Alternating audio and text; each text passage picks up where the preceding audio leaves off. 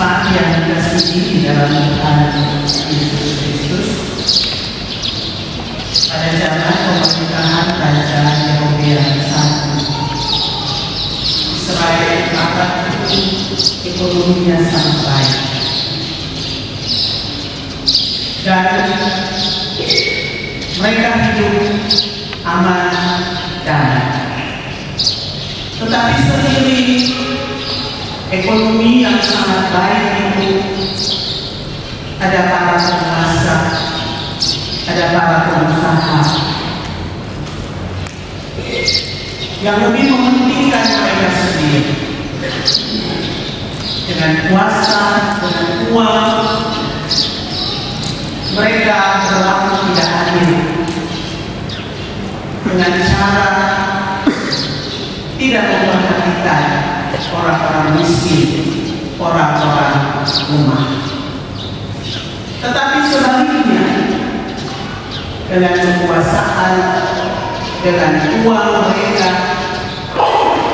mereka membuat perekonomian yang tadinya bagus menjadi tidak baik. Semakin banyak orang miskin, semakin banyak orang lemah yang tidak diberkati. Sebab mereka yang punya kekuasaan, mereka yang punya uang mudah tergantung.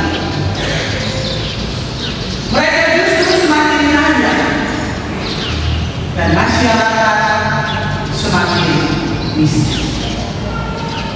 Di tengah-tengah kenyataan kehidupan pada waktu itulah Tuhan utus Amos sebagai seorang nabi untuk menyuarakan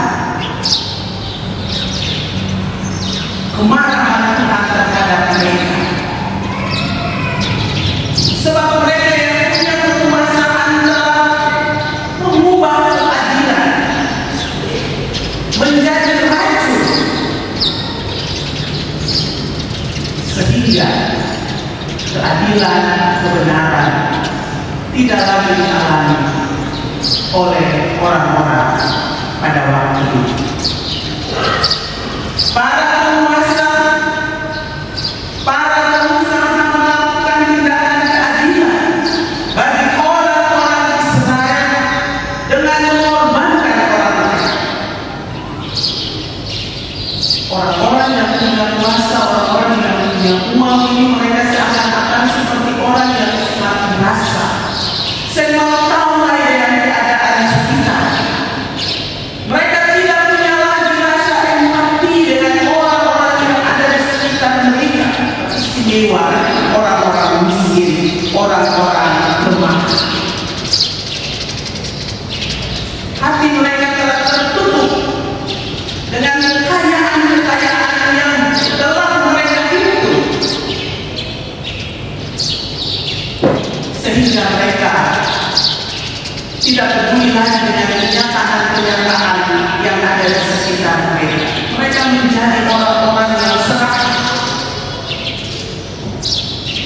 sehingga firman Tuhan juga tidak mereka indahkan. Nafsu keserakahan mereka menutup hati dan mata mereka, sehingga mereka tidak lagi peduli terhadap nasihat-nasihat, bahkan pertimbangan-pertimbangan orang bijak dan kaum intelektual pada itu yang masih takut kepada Tuhan. Dan karena itu Tuhan mengecam mereka melalui Nabi Amos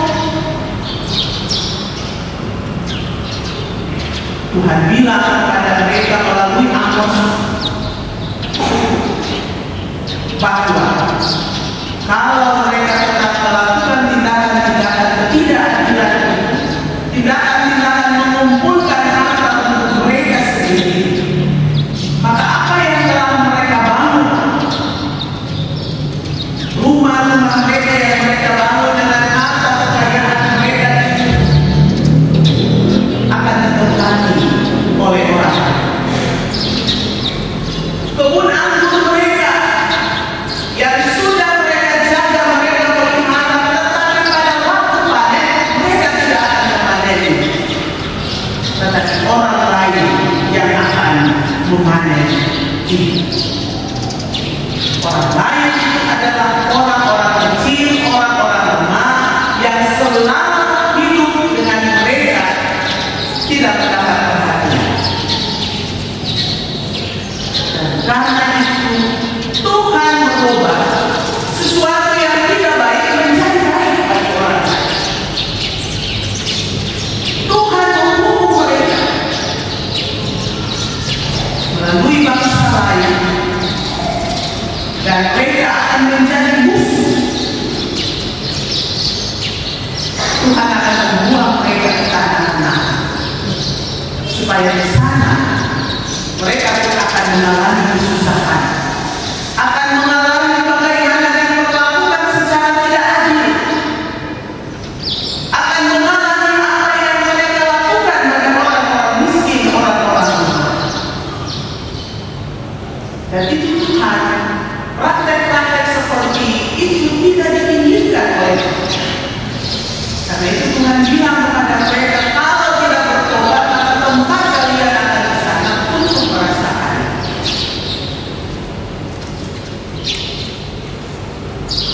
Jadi Tuhan yang kita imani itu Tuhan yang penuh kasih.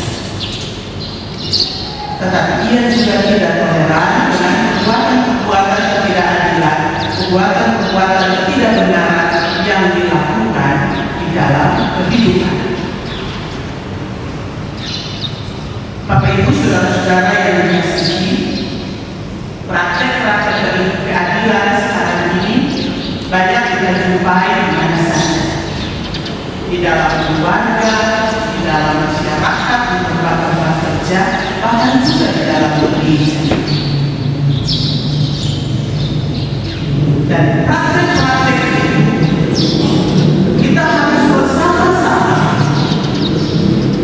untuk memberantasnya, sebab dia tidak membawa keuntungan bagi banyak orang. Dia hanya membawa keuntungan bagi pihak-pihak tertentu saja.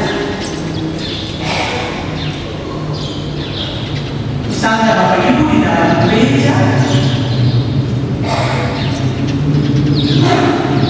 kebaktian kita jam 9. Ada orang yang datang sebelum jam 9. Ada orang yang datang sesudah jam 9. Mohon maaf, yang tadi terlambat.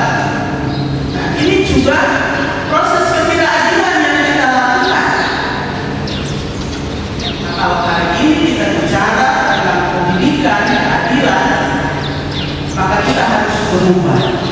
Ya, kalau kebaktian jam 9, sebelum jam 9 kita sudah, supaya kita tidak mengganggu orang lain yang sudah siap untuk beribadah.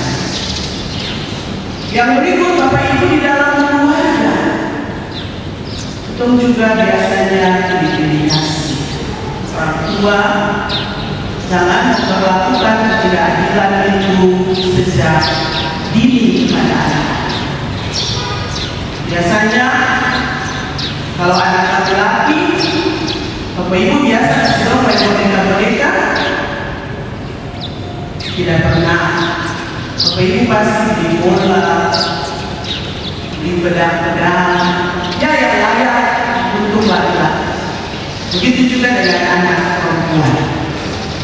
Padahal setelah mereka besar nanti, mereka bisa melakukan laki dan perempuan punya. Jadi sejak kecil jangan kita memperlakukan ketidakadilan bagi anak-anak kita. Yang laki-laki bisa melanjutkan studi, yang perempuan SMA sudah nanti tinggal dan apa yang akan kita. Atau yang perempuan sudah bisa kuliah, yang laki-laki sedikit saja jadi tinggal dua jaga toko tanaman di sini. Dan masih banyak lagi kenyataan-kenyataan masyarakat yang kita baik di bidang hukum, politik, dan lain sebagainya. Nah, ini menunjukkan bahwa tindakan-tindakan ketidakadilan dan ketidakbenaran yang kita praktekkan di dalam kehidupan kita, mau bilang bahwa itu banyak dengan GBN tidak hari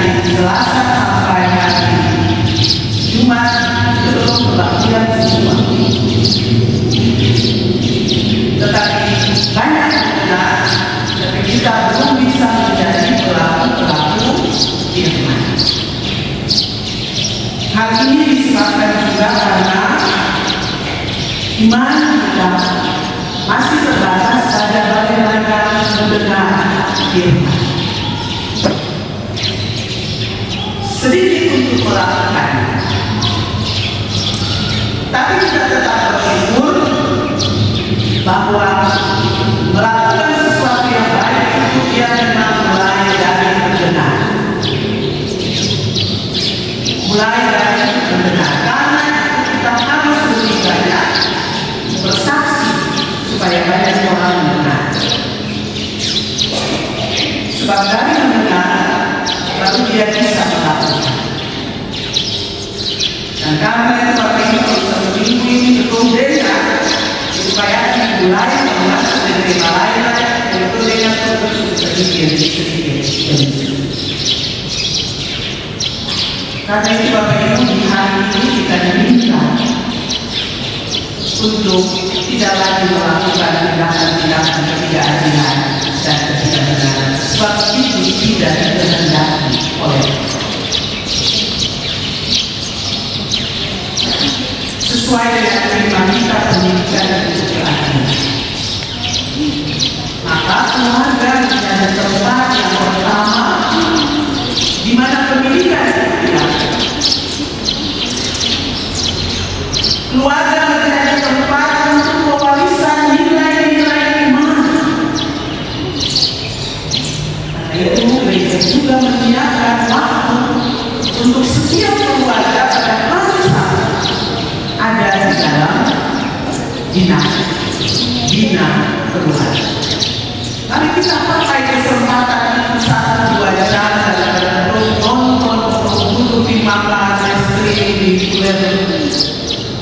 dan lain sebagainya, atau kita berbuka berjam-jam bisa. Tetapi pakailah 1-2 jam waktu hari Sabtu setelah kita semua makan atau makan yang kita pakai kesempatan untuk mewariskan nilai-nilai iman kepada keluarga. Sebab jika keluarga kita baik, masyarakat, jemaat ini juga akan baik. Tapi kalau keluarga kita belum baik, jangan kita berharap untuk yang besar itu lebih baik. Oleh sebab itu, kebenaran, keadilan ini harus menjadi salah satu karakter beriman dari orang-orang yang percaya kepada firman Tuhan. Mengatakan kita yang sudah mendengar hari ini, besok dan seterusnya ketika ada orang melakukan ketidakadilan dan ketidakbenaran, kita harus menegur, kita harus mengatakan, jangan kita diam. Barang kita adil, kita bapak tua, kita om, dan kita takut. Kita menghilangkan itu sebuah ketidakadilan dan ketidakbenaran. Memang membutuhkan proses dan waktu. Tetapi kalau proses dimulai, maka dia akan berjalan terus seiring waktu yang kita jalan. Karena itu Bapak Ibu, bimbinglah anak-anak kita sejak mereka ada di dalam rumah tangga. Bimbing supaya mereka takut kepada Tuhan dengan melakukan kebenaran dan minggu ini untuk ajar terus supaya bikin kebenaran dan keadilan. Minggu depan lagi nilai apa lagi yang kita tanamkan kepada mereka, supaya kehidupan kita menjadi teladan yang baik, keluarga kita menjadi contoh bagi orang lain. Semua itu dari proses mendengar dan memahami serta melakukan. Tuhan memberkati kita dan menolong kita semua dengan roh. Amin.